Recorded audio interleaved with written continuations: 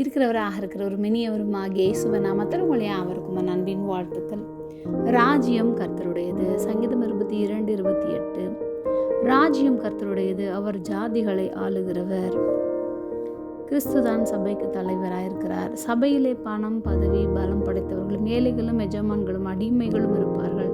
இவர்கள் எல்லாருமே கர்த்தருடைய சபையிலே இயேசு கிறிஸ்துவினால் இயேசு கிறிஸ்துவுக்குள் ஐக்கியமாக இருக்கிறார்கள். சபையில் உள்ள எல்லா பரிசுத்தவான்களுக்கும் கர்த்தரே தலைவராக இருக்கிறார். நபர்கள், அதிகாரங்கள் எல்லாம் மாறலாம், ஆனால் அவர் நீதியோடும் சத்தியத்தோடும் ஆளுகிறவர். கடைசி வரை ஆட்சி செய்யும் அதிகாரம் கர்த்தருக்கே உண்டு. நம்முடைய வாழ்க்கையும் அவருடைய ராஜ்யத்திற்குள் இருக்க வேண்டும். நாம் அவருடைய சித்தத்திற்கு கீழ்ப்படிந்து வாழும் போது பயம் இல்லாமல் இருக்கலாம். ஏனெனில் நாமும் உலகமும் அவருடைய கரத்தில் தான் இருக்கின்றோம்.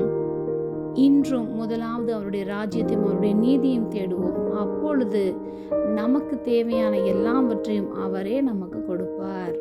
ஜெபம். அன்பின் பரம தகப்பனே, எப்பொழுதும் எங்களோடு கூட இருக்கிறவராகவே இருக்கிறவரே, ராஜ்யம் உம்முடையதாய் இருப்பதற்காக நாங்கள் உமக்கு நன்றி செலுத்துகிறோம். இயேசுவின் நாமத்தில் பிதாவே, ஆமென்.